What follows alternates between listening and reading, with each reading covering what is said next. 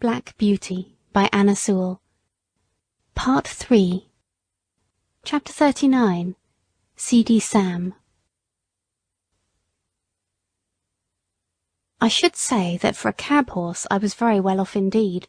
My driver was my owner, and it was his interest to treat me well and to not overwork me, even had he not been as so good a man as he was.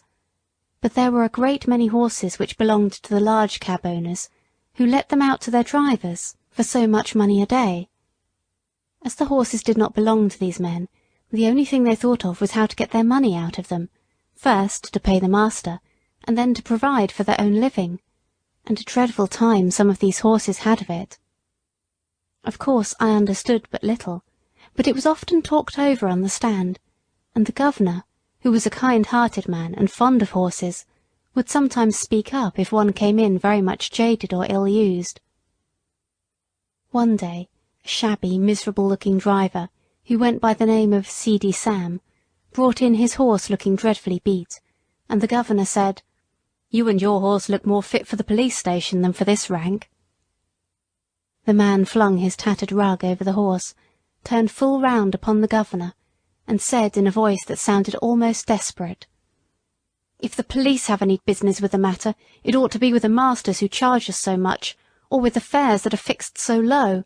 If a man has to pay 18 shillings a day for the use of a cab and 2 horses, as many of us have to do in the season, and must make that up before we earn a penny for ourselves, I say 'tis more than hard work. 9 shillings a day to get out of each horse before you begin to get your own living. You know that's true, and if the horses don't work we must starve, and I and my children have known what that is before now. I've 6 of 'em, and only one earns anything. I'm on the stand 14 or 16 hours a day, and I haven't had a Sunday these 10 or 12 weeks. You know Skinner never gives a day if he can help it, and if I don't work hard, tell me who does. I want a warm coat and a mackintosh, but with so many to feed, how can a man get it? I had to pledge my clock a week ago to pay Skinner, and I shall never see it again." Some of the other drivers stood round, nodding their heads and saying he was right. The man went on, "You that have your own horses and cabs, or drive for good masters, have a chance of getting on, and a chance of doing right. I haven't. We can't charge more than 6pence a mile after the first, within the 4-mile radius. This very morning I had to go a clear 6 miles, and only took 3 shillings. I could not get a return fare, and had to come all the way back. There's 12 miles for the horse, and 3 shillings for me. After that I had a 3-mile fare, and there were bags and boxes enough to have brought in a good many 2pences if they had been put outside, but you know how people do. All that could be piled up inside on the front seat were put in, and 3 heavy boxes went on the top. That was 6pence, and the fare 1 and 6pence. Then I got a return for 1 shilling. Now that makes 18 miles for the horse, and 6 shillings for me. There's 3 shillings still for that horse to earn, and 9 shillings for the afternoon horse before I touch a penny. Of course it is not always so bad as that, but you know it often is, and I say, 'tis a mockery to tell a man that he must not overwork his horse, for when a beast is downright tired, there's nothing but the whip that will keep his legs a-going. You can't help yourself. You must put your wife and children before the horse. The masters must look to that. We can't. I don't ill-use my horse for the sake of it. None of you can say I do. There's wrong lays somewhere, never a day's rest, never a quiet hour with the wife and children. I often feel like an old man, though I'm only 45. You know how quick some of the gentry are to suspect us of cheating and overcharging. Why, they stand with their purses in their hands, counting it over to a penny, and looking at us as if we were pickpockets. I wish some of 'em had to sit on my box 16 hours a day and get a living out of it, and 18 shillings besides, and that in all weathers.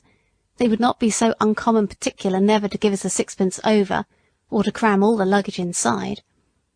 Of course, some of 'em tip us pretty handsome now and then, or else we could not live, but you can't depend upon that." The men who stood round much approved this speech, and one of them said, "It is desperate hard, and if a man sometimes does what is wrong it is no wonder, and if he gets a dram too much, who's to blow him up?" Jerry had taken no part in this conversation, but I never saw his face look so sad before. The governor had stood with both his hands in his pockets, Now he took his handkerchief out of his hat and wiped his forehead. "You've beaten me, Sam," he said, "for all it's true, and I won't cast it up to you any more about the police. It was the look in that horse's eye that came over me. It is hard lines for man, and it is hard lines for beast, and who's to mend it I don't know. But anyway, you might tell the poor beast that you were sorry to take it out of him in that way. Sometimes a kind word is all we can give 'em, poor brutes, and 'tis wonderful what they do understand." A few mornings after this talk, a new man came on the stand with Sam's cab. "Halloa," said one, "what's up with Seedy Sam?" "He's ill in bed," said the man. "He was taken last night in the yard and could scarcely crawl home. His wife sent a boy this morning to say his father was in a high fever and could not get out, so I'm here instead." The next morning the same man came again. "How is Sam?" inquired the governor. "He's gone," said the man. "What, gone? You don't mean to say he's dead?" "Just snuffed out," said the other. "He died at 4 o'clock this morning. All yesterday he was raving about Skinner and having no Sundays. I never had a Sunday's rest. Those were his last words." No one spoke for a while, and then the governor said, "I'll tell you what, mates, this is a warning for us." Chapter 40. Poor Ginger.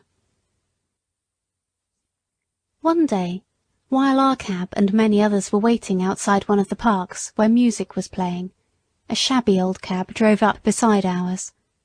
The horse was an old worn-out chestnut, with an ill-kept coat, and bones that showed plainly through it, the knees knuckled over, and the forelegs were very unsteady. I had been eating some hay, and the wind rolled a little lock of it that way, and the poor creature put out her long thin neck, and picked it up, and then turned and looked about for more.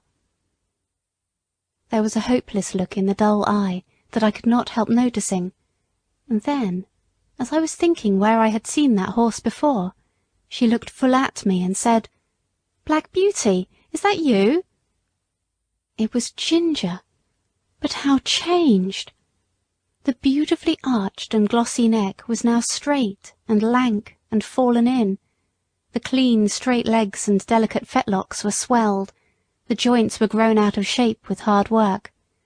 The face, that was once so full of spirit and life, was now full of suffering, and I could tell by the heaving of her sides and her frequent cough how bad her breath was. Our drivers were standing together a little way off, so I sidled up to her a step or two, that we might have a little quiet talk. It was a sad tale that she had to tell.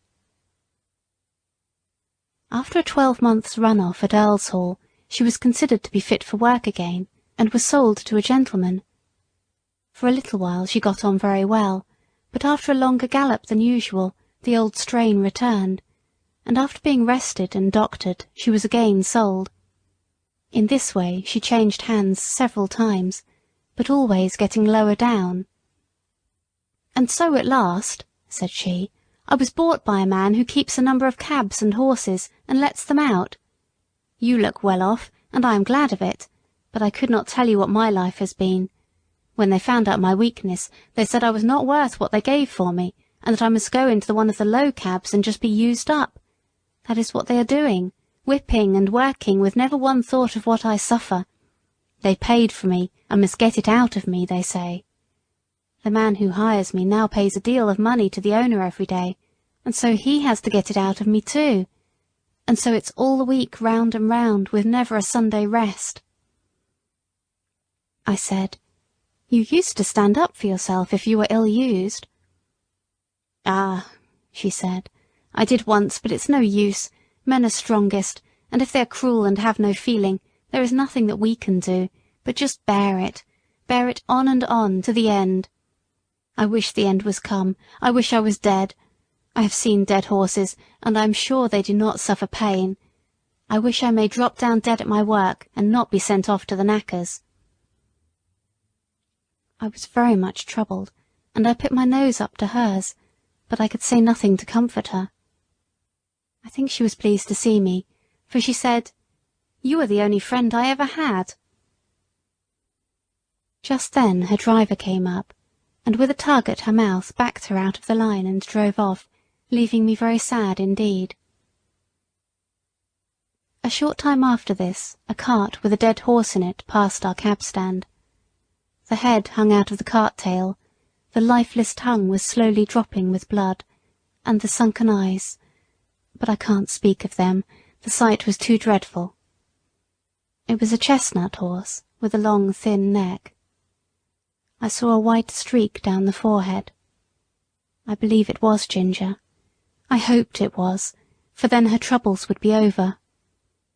Oh, if men were more merciful, they would shoot us before we came to such misery. Chapter 41. The Butcher. I saw a great deal of trouble among the horses in London, and much of it might have been prevented by a little common sense. We horses do not mind hard work if we are treated reasonably, and I am sure there are many driven by quite poor men, who have a happier life than I had when I used to go in the Countess of 's carriage, with my silver-mounted harness and high feeding. It often went to my heart to see how the little ponies were used, straining along with heavy loads, or staggering under heavy blows from some low, cruel boy. Once I saw a little grey pony, with a thick mane and a pretty head, and so much like Merrylegs, that if I had not been in harness I should have neighed to him. He was doing his best to pull a heavy cart, while a strong, rough boy was cutting him under the belly with his whip, and chucking cruelly at his little mouth. Could it be Merrylegs? It was just like him, but then Mr. Bloomfield was never to sell him, and I think he would not do it.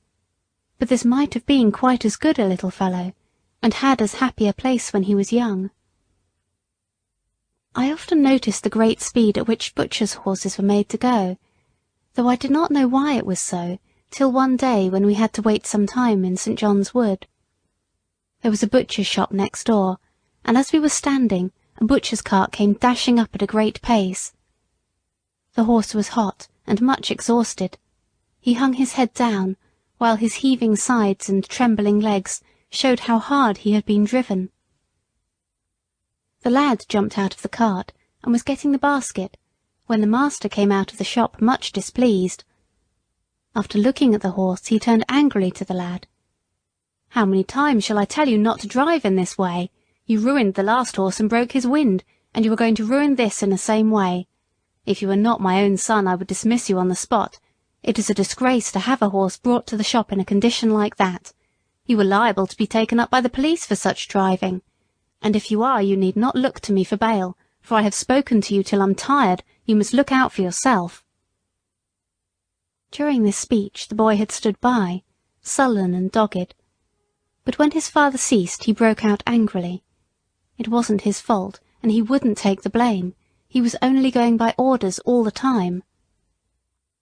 "You always say, 'Now be quick, now look sharp,' and when I go to the houses, one wants a leg of mutton for an early dinner, and I must be back with it in a quarter of an hour. Another cook has forgotten to order the beef. I must go and fetch it and be back in no time, or the mistress will scold. And the housekeeper says they have company coming unexpectedly, and must have some chops sent up directly. And the lady at number 4 in the Crescent never orders her dinner till the meat comes in for lunch, and it's nothing but hurry, hurry all the time. If the gentry would think of what they want, and order their meat the day before, there need not be this blow-up."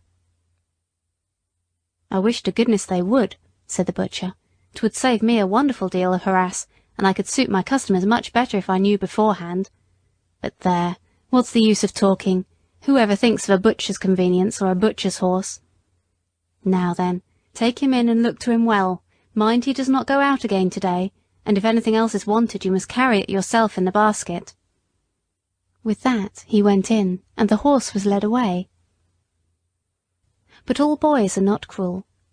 I have seen some as fond of their pony or donkey as if it had been a favourite dog, and the little creatures have worked away as cheerfully and willingly for their young drivers as I work for Jerry. It may be hard work sometimes, but a friend's hand and voice make it easy. There was a young coster boy who came up our street with greens and potatoes.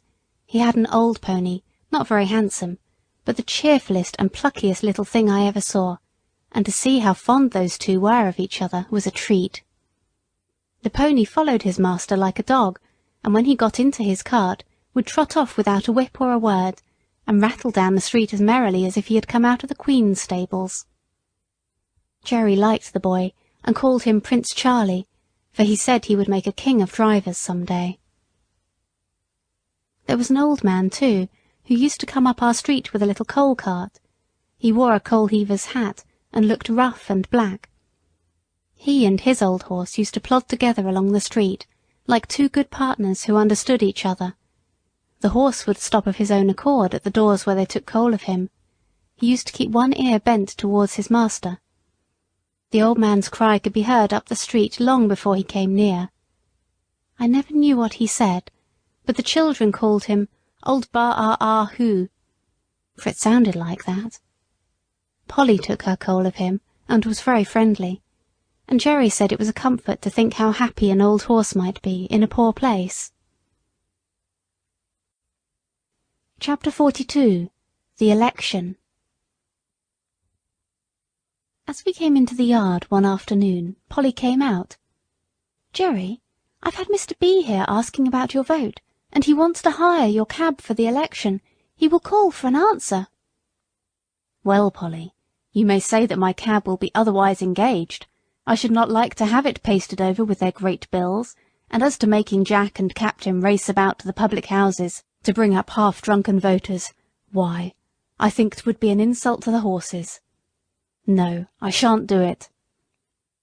"I suppose you'll vote for the gentleman? He said he was of your politics." "So he is in some things, but I shall not vote for him, Polly. You know what his trade is?" "Yes."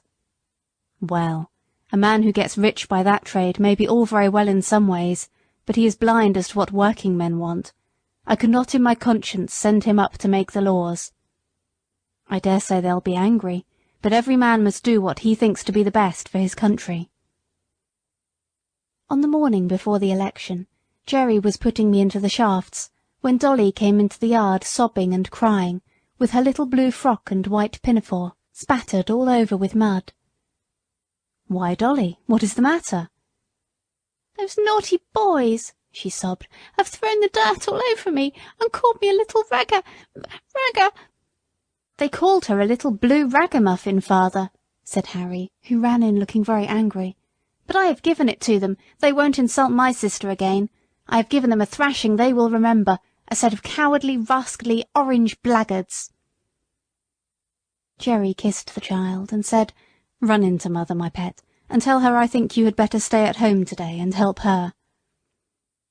Then, turning gravely to Harry, "My boy, I hope you will always defend your sister, and give anyone who insults her a good thrashing.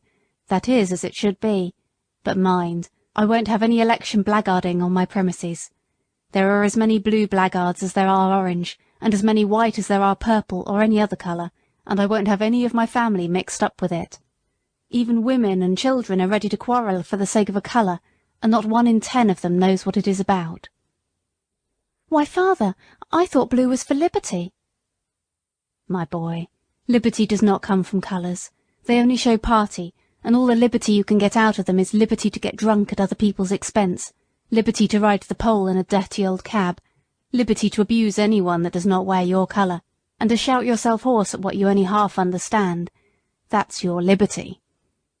"Oh, father, you are laughing." "No, Harry, I am serious, and I am ashamed to see how men go on who ought to know better. An election is a very serious thing, at least it ought to be, and every man ought to vote according to his conscience, and let his neighbour do the same." Chapter 43. A Friend in Need. The election day came at last. There was no lack of work for Jerry and me. First came a stout, puffy gentleman with a carpet bag. He wanted to go to the Bishopsgate station. Then we were called by a party who wished to be taken to the Regent's Park. And next we were wanted in a side street, where a timid, anxious old lady was waiting to be taken to the bank. There we had to stop to take her back again, and just as we had set her down, a red-faced gentleman with a handful of papers came running up out of breath, and before Jerry could get down he had opened the door, popped himself in, and called out, "Bow Street Police Station, quick!"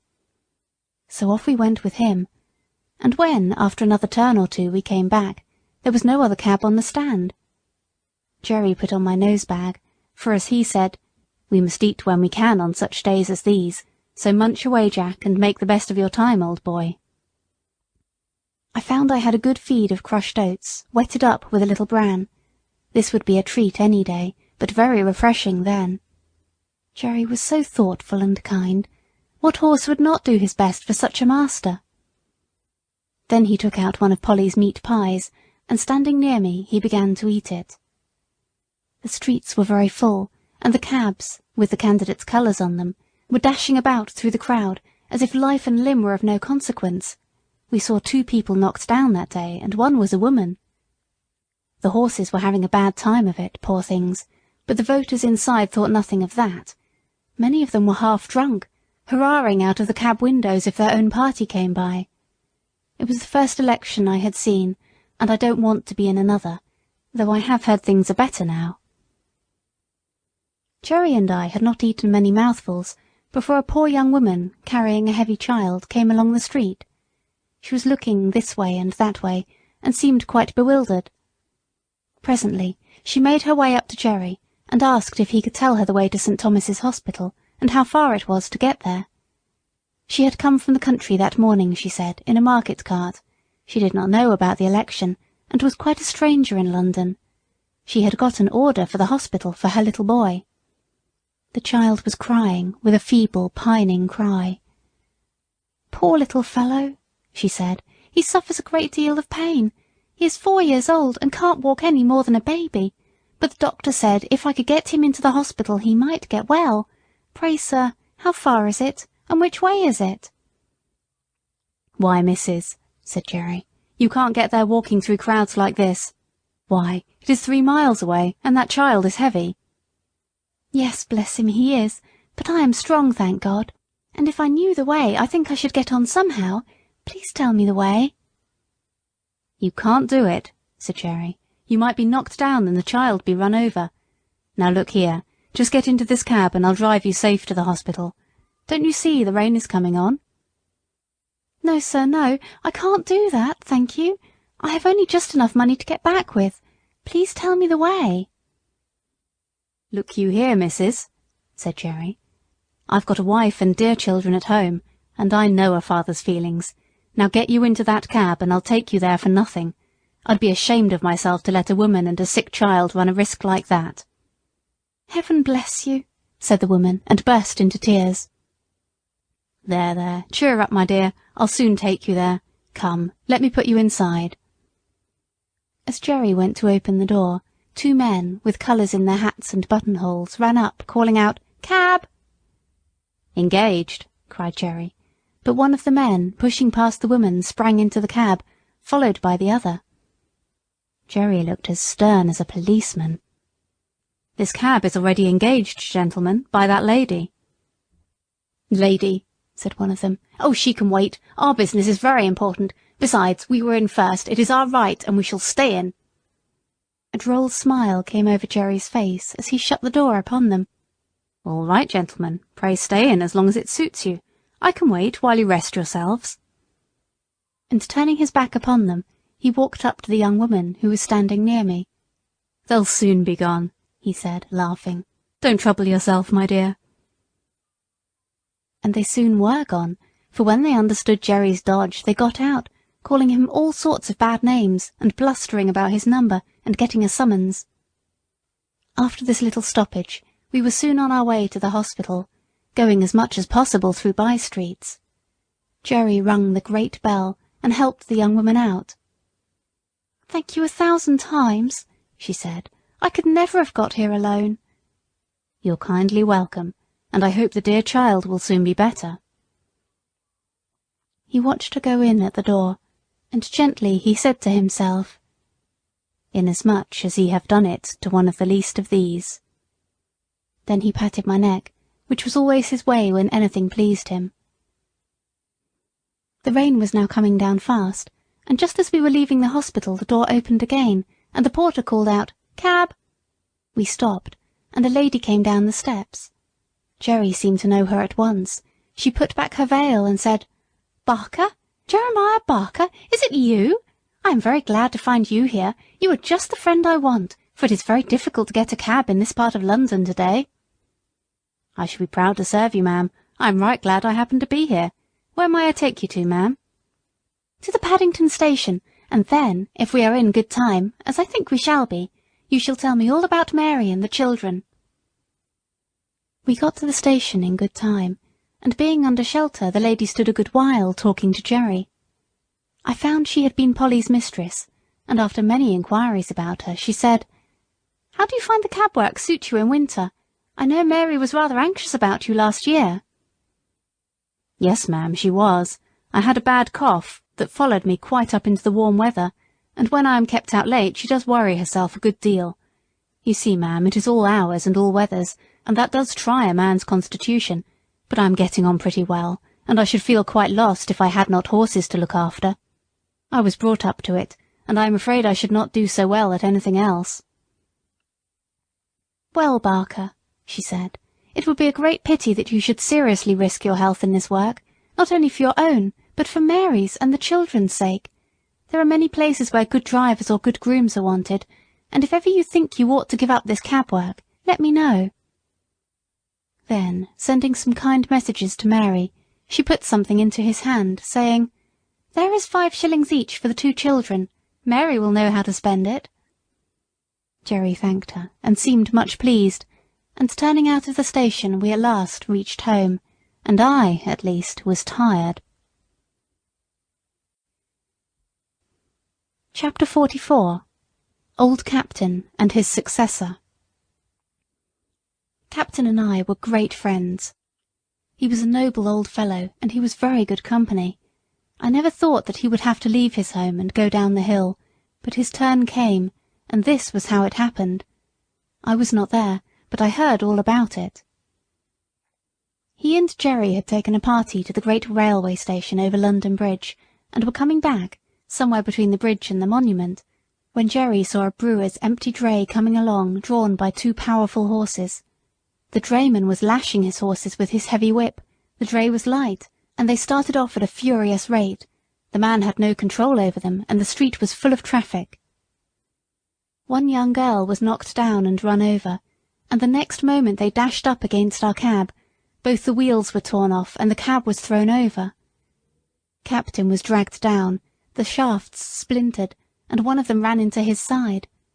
Jerry, too, was thrown, but was only bruised. Nobody could tell how he escaped. He always said 'twas a miracle. When poor Captain was got up, he was found to be very much cut and knocked about. Jerry led him home gently, and a sad sight it was to see the blood soaking into his white coat and dropping from his side and shoulder. The drayman was proved to be very drunk and was fined, and the brewer had to pay damages to our master, but there was no one to pay damages to poor Captain. The farrier and Jerry did the best they could to ease his pain and make him comfortable. The fly had to be mended, and for several days I did not go out, and Jerry earned nothing. The first time we went to the stand after the accident, the governor came up to hear how Captain was. "He'll never get over it," said Jerry, "at least not for my work, so the farrier said this morning. He says he may do for carting and that sort of work. It has put me out very much. Carting, indeed! I've seen what horses come to at that work around London. I only wish all the drunkards could be put in a lunatic asylum instead of being allowed to run foul of sober people.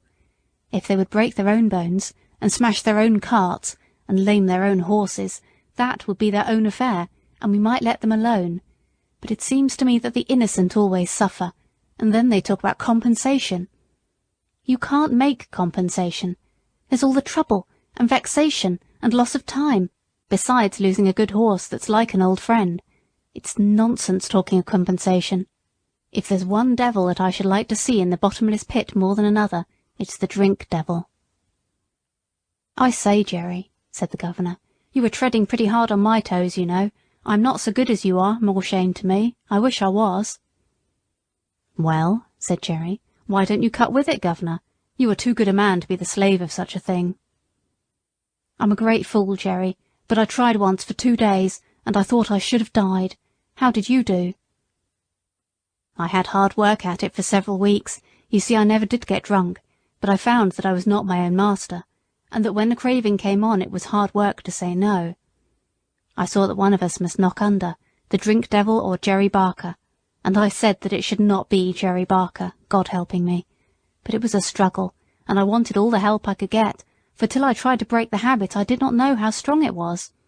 But then Polly took such pains that I should have good food, and when the craving came on I used to get a cup of coffee, or some peppermint, or read a bit in my book, and that was a help to me.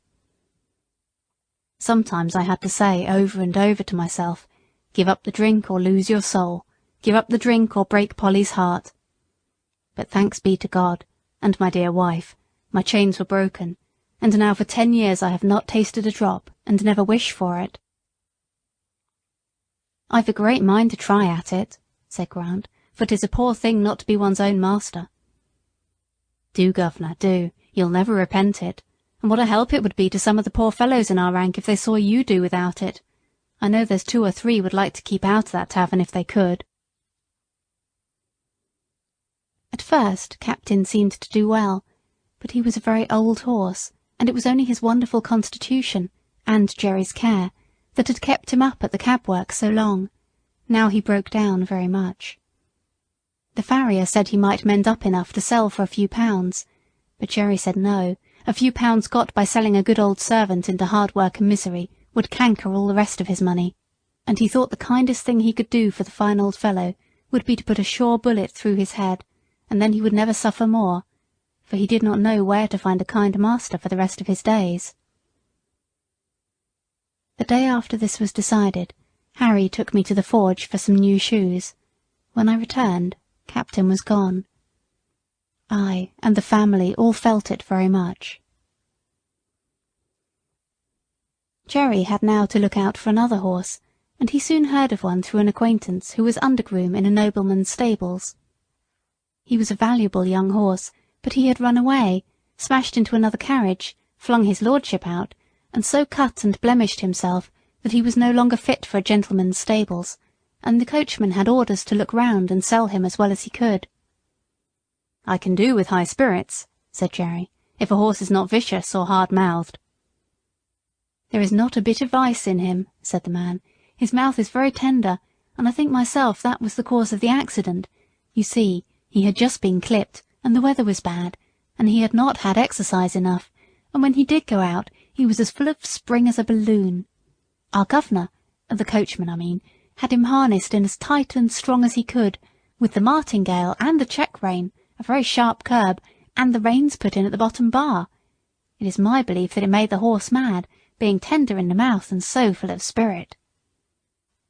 "Likely enough. I'll come and see him," said Jerry. The next day Hotspur, that was his name, came home. He was a fine brown horse, without a white hair in him, as tall as Captain, with a very handsome head, and only 5 years old. I gave him a friendly greeting by way of good fellowship, but did not ask him any questions. The first night he was very restless. Instead of lying down, he kept jerking his halter rope up and down through the ring, and knocking the block about against the manger, till I could not sleep. However, the next day, after 5 or 6 hours in the cab, he came in quiet and sensible. Jerry patted and talked to him a good deal, and very soon they understood each other, and Jerry said that with an easy bit and plenty of work he would be as gentle as a lamb, and that it was an ill wind that blew nobody good, for if his lordship had lost 100-guinea favourite, the cabman had gained a good horse with all his strength in him. Hotspur thought it a great come-down to be a cab horse, and was disgusted at standing in the rank, but he confessed to me at the end of the week that an easy mouth and a free head made up for a great deal, and, after all, the work was not so degrading as having one's head and tail fastened to each other at the saddle. In fact, he settled in well, and Jerry liked him very much. Chapter 45. Jerry's New Year. For some people, Christmas and the New Year are very merry times, but for cabmen and cabmen's horses it is no holiday, though it may be a harvest. There are so many parties, balls, and places of amusement open that the work is hard and often late. Sometimes driver and horse have to wait for hours in the rain or frost, shivering with the cold, while the merry people within are dancing away to the music. I wonder if the beautiful ladies ever think of the weary cabman waiting on his box, and his patient beast standing till his legs get stiff with cold. I had now most of the evening work, as I was well accustomed to standing, and Jerry was also more afraid of Hotspur taking cold. We had a great deal of late work in the Christmas week, and Jerry's cough was bad, but however late we were, Polly sat up for him, and came out with a lantern to meet him, looking anxious and troubled. On the evening of the New Year we had to take 2 gentlemen to a house in one of the West End squares. We set them down at 9 o'clock, and were told to come again at 11. "But," said one, "as it is a card party, you may have to wait a few minutes, but don't be late." As the clock struck 11 we were at the door, for Jerry was always punctual. The clock chimed the quarters, 1, 2, 3, and then struck 12, but the door did not open.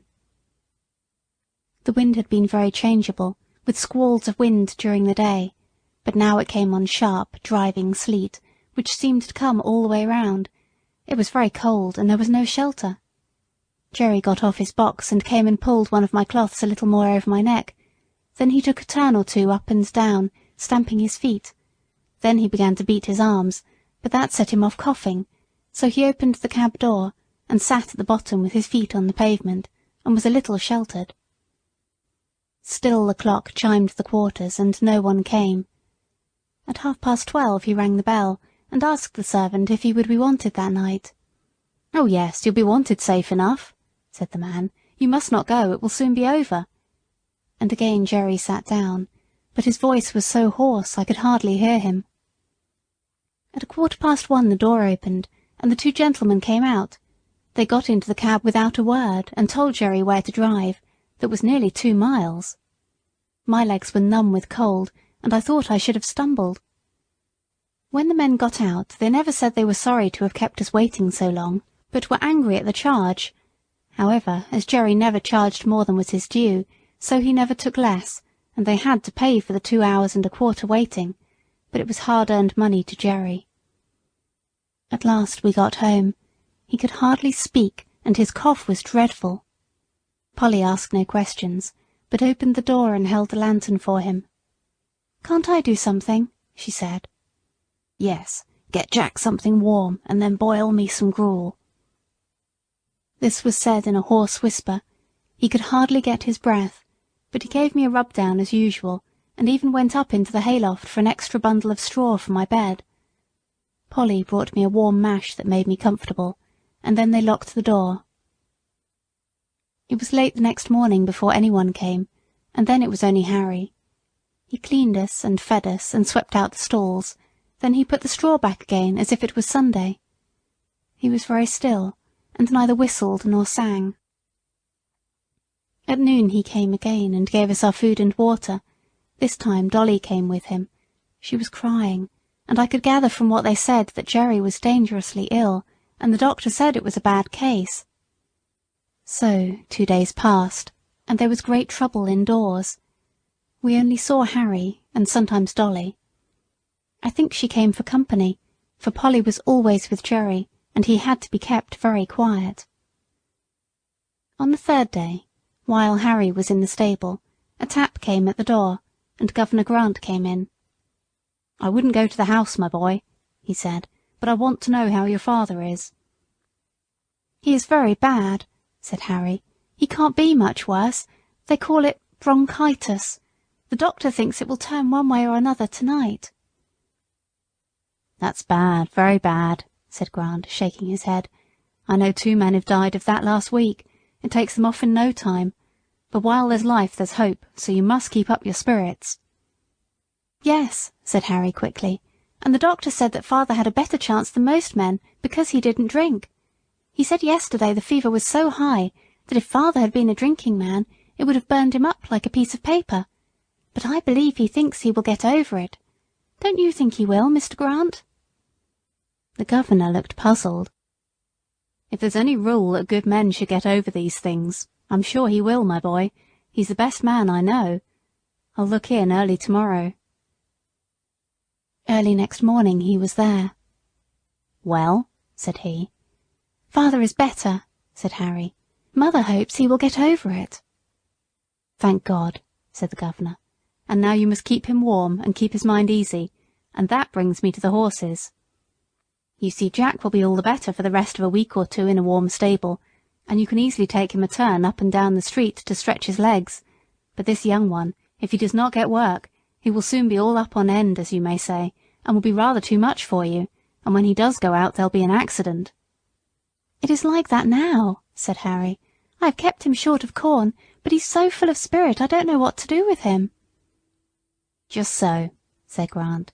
"Now look here, will you tell your mother that if she is agreeable I will come for him every day till something is arranged, and take him for a good spell of work, and whatever he earns I'll bring your mother half of it, and that will help with the horses' feed. Your father is in a good club, I know, but that won't keep the horses, and they'll be eating their heads off all this time. I'll come at noon and hear what she says." And without waiting for Harry's thanks, he was gone. At noon I think he went and saw Polly, for he and Harry came to the stable together, harnessed Hotspur, and took him out.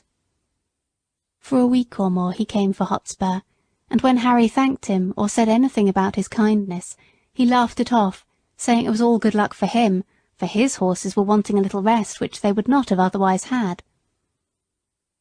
Jerry grew better steadily, but the doctor said he must never go back to the cab work again if he wished to be an old man. The children had many consultations together about what father and mother would do, and how they could help to earn money. One afternoon Hotspur was brought in very wet and dirty. "The streets are nothing but slush," said the governor. "It will give you a good warming, my boy, to get him clean and dry." "All right, governor," said Harry. "I shall not leave him till he is. You know I have been trained by my father." "I wish all the boys had been trained like you," said the governor. While Harry was sponging off the mud from Hotspur's body and legs, Dolly came in, looking very full of something. "Who lives at Fairstowe, Harry? Mother has a letter from Fairstowe. She seemed so glad, and ran upstairs to father with it." "Don't you know? Why, it is the name of Mrs. Fowler's place, mother's old mistress, you know, the lady that father met last summer, who sent you and me 5 shillings each." "Oh, Mrs. Fowler! Of course I know all about her. I wonder what she is writing to mother about." "Mother wrote to her last week," said Harry. "You know she told father if ever he gave up the cab work she would like to know." "I wonder what she says. Run in and see, Dolly."